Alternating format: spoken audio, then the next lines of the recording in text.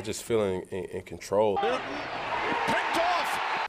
I feel like I'm playing the best football of my career. He was hit as he got rid of it, and it is picked off. My assuredness of every single play, I know exactly what I'm supposed to do. As Newton throws, and it is picked off.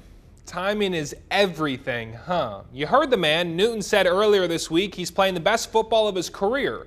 He had a point, too, as he's posted career highs in completion percentage and passing yards per game this season. But yesterday, Like I say, the inaccuracy of myself today, it showed and it hurt us bad. He also has a point there, too. His 4 interceptions did hurt them badly. I think we all had this face while watching that game. But to be fair, Cam hasn't had a performance like this since his rookie season. And to top it off, the Panthers still had a chance on their final drive of the game.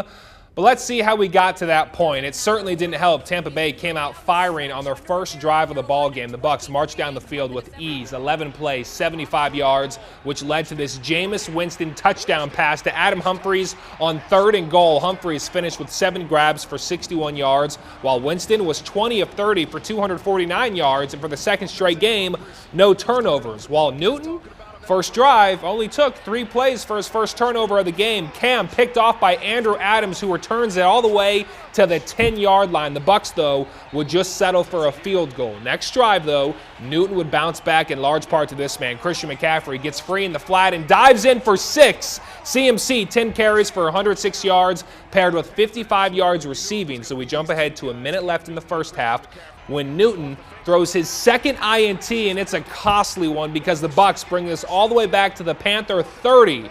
And just 5 plays later, on 3rd and 11 no less, the Panther defense collapses. Winston getting loose outside the pocket and rips a bullet to the back of the end zone to Chris Godwin, who skies high to reel in the touchdown. Godwin replacing the injured Deshaun Jackson, and it was like he never left, posting the game-high 10 catches for 101 yards as the Bucs went into the break up 10. The Panthers, though, stuck around. 1st and goal, and Newton connects with Devin Funchess for his first and only catch of the game for the touchdown, and now it's just a 1-possession game yet again.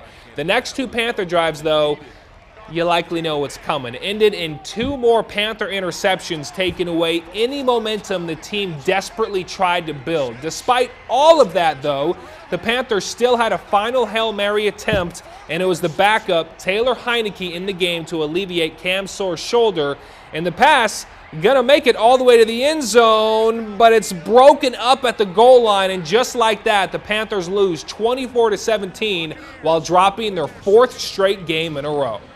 And like I said, I take this one personal, being that, I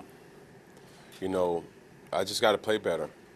That's what it comes down to. As a signal caller, as a quarterback, it's hard to point blame when you got to first account for yourself in the mirror. And, when I look back at this game, it really comes down to protecting the football. At the end of the day, you give yourself a chance, you fight to the very end.